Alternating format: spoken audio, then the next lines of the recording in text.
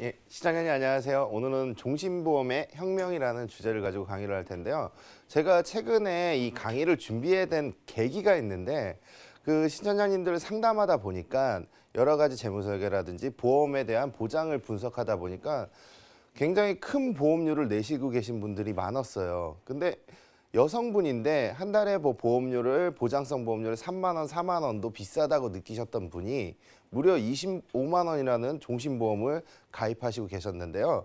그런 분들이 한두 명이 아니고 여러분이 계셨어요. 근데 이게 큰 보험료를 특히나 여성분이 왜 종신보험을 이렇게 가입을 했지 해서 제가 한번 내용을 한번 파악해보고 분석을 해봤는데 여기 이 속에는 굉장히 큰 장점들이 숨어 있었는데 아마 오늘 그 지금 방송을 보시는 시청자님들도 종신보험에 저런 게 있어? 아니면 저거 내가 이미 가입한 상품인데 이러신 분들이 있으실 텐데요. 오늘 한번 종신보험에 대해서 제가 한번 분석을 해드릴 텐데 한번 잘 들어보시기 바랍니다. 일단 종신보험의 혁명. 제가 한 11년 전, 이전, 15년 전 이럴 때 종신보험은 외국계 회사들이 들어오면서 그 가족사랑의 원칙을 중심으로 사망을 보장하는 일반적인 종신보험이었습니다. 물론 보험료도 굉장히 비쌌고요. 사망 시에 보험료가 지급이 되고 있고 그리고 유니버셜 기능이나 이런 저축성 기능들은 나중에 추후에 들어오게 됐는데요.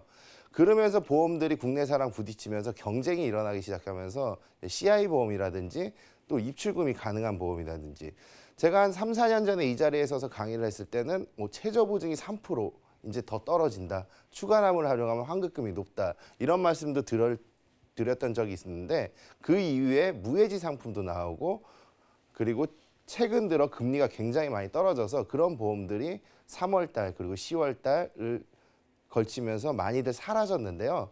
이제 종신보험도 더 이상 이제 해지환급금을 가지고 얘기할 수는 없겠구나.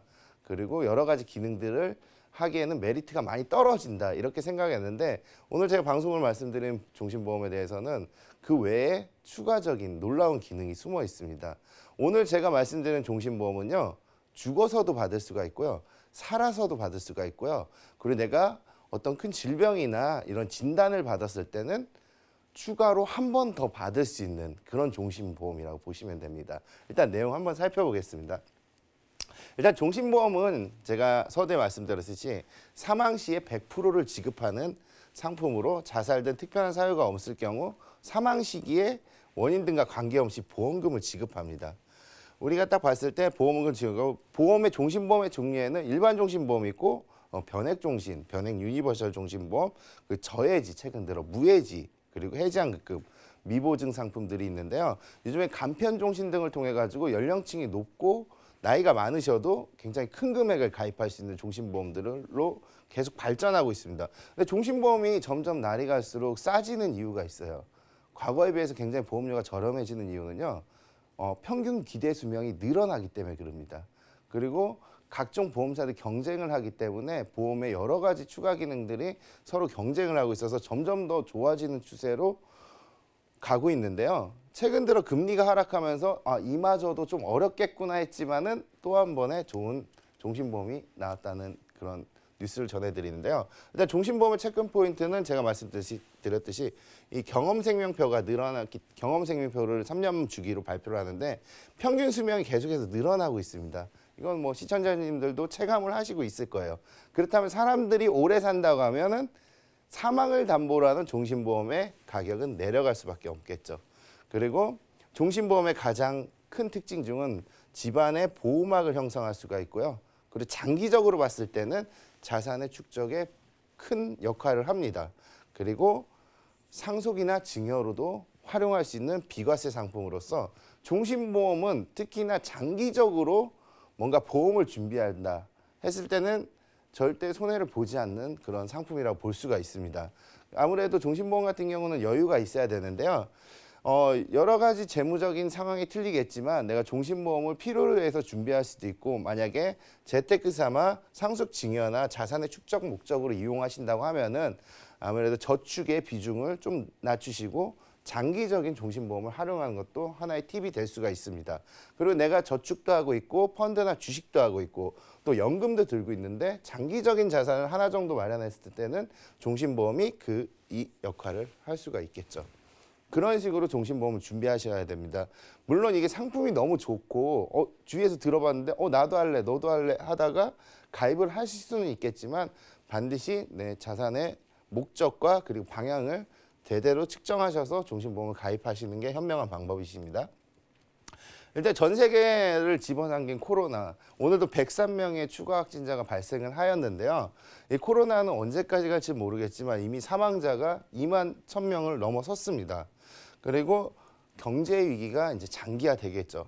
한동안 주식 열풍이 되었지만 2020년 하반기가 되면서 주식 시장은 다시 폭락하기 시작합니다. 이 주식 또한 굉장히 재미가 없어지는 현상이 일어나고 금리 또한 내려가게 되겠죠. 이 코로나는 여러 가지 물론 다른 코로나 관련 사업들은 굉장히 흥행을 했지만은 뭐 시장 경제는 굉장히 망가져 있는 상태로 만들어가지는 고질적인 질병이라 볼 수가 있습니다. 그리고 예상보다 너무 빨리 찾아온 무이자 시대가 이미 도래했고요. 0% 기준금리 0% 한국 경제 뭐 가보 이 금리에 대한 얘기는 끊임없이 낮아지고 있다고 보시면 되는데요. 어제 제가 시청자님 상담하는데 그 예전에 뭐 토마토 저축은행이라든지 이런 저축에 대해서 얘기를 했는데 예전에 6.5% 7.5%짜리도 많았어요. 7년 보통 10년 전이죠 벌써 7%짜리도 많았는데요. 이제 이런 금리는 찾아보기 힘들고 저 또한 어제 또 저축을 하나 만기가 돼서 하나를 가입했는데 1.2% 주더라고요. 제가 금리를 보고 저축을 했을까요? 아닙니다. 신용도라든지 아니면은 제가 저축을 함으로써 뭔가 돈을 모으기 위해서 그런 습관을 계속해서 간직하기 위해서 저축을 들었을 뿐이지 금리에 대한 기대는 이미 없어진 지 오래고요.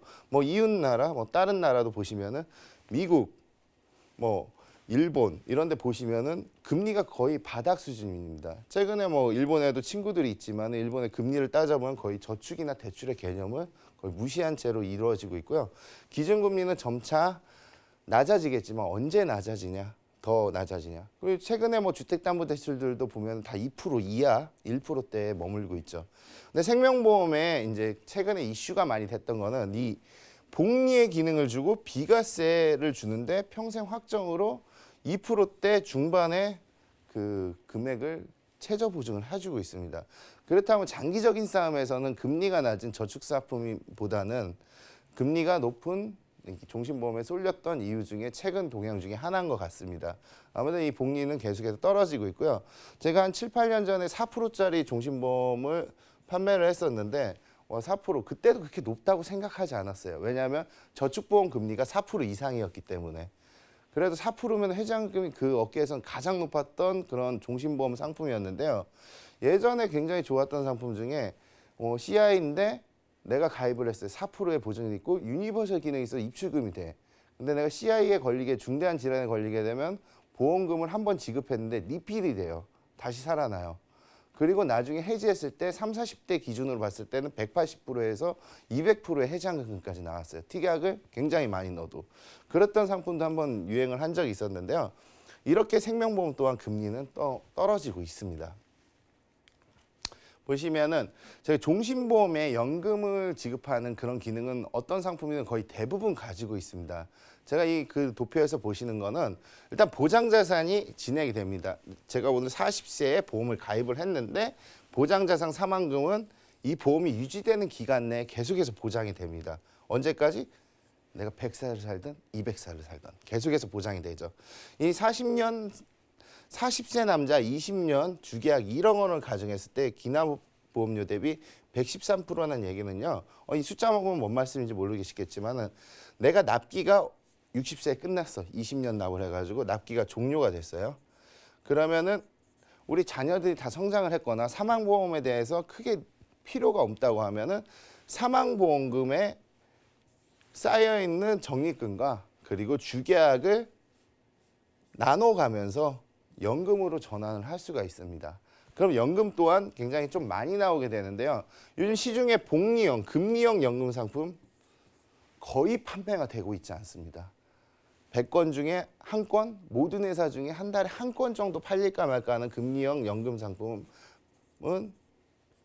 판매가 되고 있지 않습니다. 그 이유는 뭐냐면요. 금리형 연금 상품을 최저 보증했을 때 10년 딱 됐을 시점에 98%나 96%뿐인 해지한금이 도달하지 못합니다. 그래서 사람들이 이렇게 오해를 했던 게 종신보험을 연금으로 받았네 어쩌네 하지만은 그거는 시청자님이 반드시 오해를 했던 부분도 있겠지만은 왜냐하면 종신보험의 해지한금이 연금보다 더 많이 나오는 그런 저금리 시대가 됐기 때문에 그렇습니다. 물론 종신보험은 연금이 아닙니다. 하지만은 연금보다 큰 해지한금을 나타내고 있는 장기적 상품이 될 수가 있고요. 연금 또한 기능으로 한 번 더 받을 수 있는데 일반 연금보다 더 많은 연금을 나타내고 있죠. 그리고 보시면 연금은 예를 들어서 내가 연금을 수령하기 시작하면 한 달에 50만 원씩 받는다. 계속해서 50만 원씩 받잖아요. 하지만 이 종신보험의 연금전환 특약을 활용하게 되시면은 연금을 정해진 금액을 받고 사망 또한 삭감되면서 보장이 됩니다. 사망 또한 확정적으로 보장이 되고 그 돈을 유족에게 물려줄 수가 있죠. 그런 여러 가지 장점이 있기 때문에 종신보험의 연금 전환이 좀 이슈가 됐던 것 같습니다. 그리고 은퇴 후 건강보험료 상승. 우리 지금 좀 전에 제가 방송 들어오기 전에도 전화를 한 통화 받았는데 5년 전에 실손보험을 가입했는데 그때 당시 고혈압이 있었대요. 그래서 활증을 받아가지고 보험을 가입했는데 19만 8천 원으로 보험료가 올랐대요. 15만 원 정도 내다가. 물론 거기에는 여러 가지 특약들이 갱신이 됐고 가입 당시보다 활증 보험료가 붙어있기 때문에 보험료가 많이 올랐겠지만은 지금 그분이 60세가 아직 안 되셨는데 만약에 70세, 80세가 돼봐요. 건강보험료 올라가겠죠. 그리고 의료비도 상승할 겁니다. 그렇기 때문에 아까 말한 보험료, 우리 종합세대 건강보험료 인상에 대한 리스크, 그리고 장기요양 보험료 이걸 내가 만약 낼 수만 있다면 당연히 유지를 하시겠지만 내가 그때 당시에 소득이 없어요. 내가 한 60세가 되고 70세가 되고 80세가 됐는데 소득이 없는데 실손보험을 유지할 수는 없습니다. 돈이 없는데 어떻게 유지를 합니까? 할 수가 없습니다. 그렇지만 이거 젊었을 때 우리가 돈을 벌 수 있을 때 뭔가 준비를 해놓는다고 하면은 그 자산 또한 보험으로 준비를 미리 하실 수가 있는데 오늘 제가 말씀드리는 이 종신보험에 대해서 그 적립금이나 연금전환, 해지한금을 통해 가지고 이 리스크를 어느 정도는 감당할 수 있을 거라고 봅니다. 나의 노후를 준비를 망치는 불청객. 만약에 오늘 병원 건강검진을 갔는데 이런 말을 듣게 돼요. 의사 선생님이 큰 병원을 가보셔야 될 것 같습니다. 조직 검사를 해보셔야 합니다. 영상에 뭔가 보이는데요. 6개월 뒤에 추가 검사를 해야 합니다. 이런 말을 듣게 된다면 어떨까요? 나나 또는 나의 부모님, 나의 배우자, 나의 가족이 그렇다고 하면 굉장히 불안해지기 시작할 겁니다. 이런 질병이나 이렇게 걸리면은 큰 질병을 예고하고 있다는 얘기라고 볼 수가 있는데요. 만약 이런 말을 듣게 되면 굉장히 불안해지겠죠. 이럴 때 준비를 하신다고 하면은 굉장히 늦어질 수가 있는데요. 보험은 그 이전에 준비를 하셔야 합니다. 이 35년째 한국의 사망 원인 1위를 보면은요. 당연 암이죠. 암보험 좋아들 하시고 굉장히 많이 가입하시고 그렇기 때문에 암보험이 단연 1위인데요. 50대 암이 가장 많이 발생하고 남자는 50대 후반, 여자는 50대 초반. 제가 봐도 주위에서 그렇게 걸리는 것 같습니다. 봐도. 그리고 암 발생자 수가 굉장히 많고 암은 왜 많을 수밖에 없는 게 암 그 유전학적이나 암의 조직적 변이나 아니면 혈액을 타고 다니는 그 암의 기저세포들이 어디에 붙느냐에 따라 암이 결정되기 때문에 우리 몸 어느 곳에서나 손톱하고 이빨 빼고는 다 걸릴 수가 있겠죠. 그렇기 때문에 암의 그 비율은 40대, 60대에 굉장히 많은 암 환자의 비율을 가지고 있고요. 남자 81%, 여자 78%. 물론 이거보다 더 많이 될 수도 있습니다. 하지만 암 같은 경우는 우리 40대 한참 돈을 벌 나이 40, 50대에 암이 걸려버리면 경제적으로 굉장히 큰 타격을 받게 돼요. 그렇기 때문에 이건 너무나도 잘 알고 있겠지만은 그 언제 발견할 때라 물론 최근 어떤 분의 케이스 같은 경우는 건강검진하다가 대장 용종인 줄 알고 제거를 했는데 조직검사 하셔야 됩니다. 여기까지 갔습니다. 근데 조직검사 한 결과 악성이긴 했습니다. 근데 거기서 끝났습니다. 치료가. 항암 치료 한 번 받고 끝났는데 물론 암 진단금이 굉장히 많이 나갔죠. 그런 케이스를 빼고 나서는 2기, 3기, 4기 굉장히 힘들어집니다. 이건 주위 분들을 보시면 아실 테고요. 일단 제가 오늘 설명드린 종신보험을 20년 납 기준으로 1억을 가입한다고 가정을 해보겠습니다. 실제 시중에서 1억을 가장 많이 가입을 하더라고요. 그냥 가입 시점에 만약에 내가 위암에 진단했을 때 한 2년 정도에 그 2년치 보험료와 앞으로 낼 18년의 보험료를 전부 다 돌려드립니다. 1년 더 해서 19년까지 돌려드리네요. 10년 뒤에 내가 자궁경부암이 걸렸다. 그러면 10년치 보험료, 지금까지 낸 돈하고 앞으로 낼 보험료를 전부 다 돌려드립니다. 그리고 19년 뒤에 내가 20년 납인데 1년 남겨뒀어. 뇌출혈로 사망을 했어요.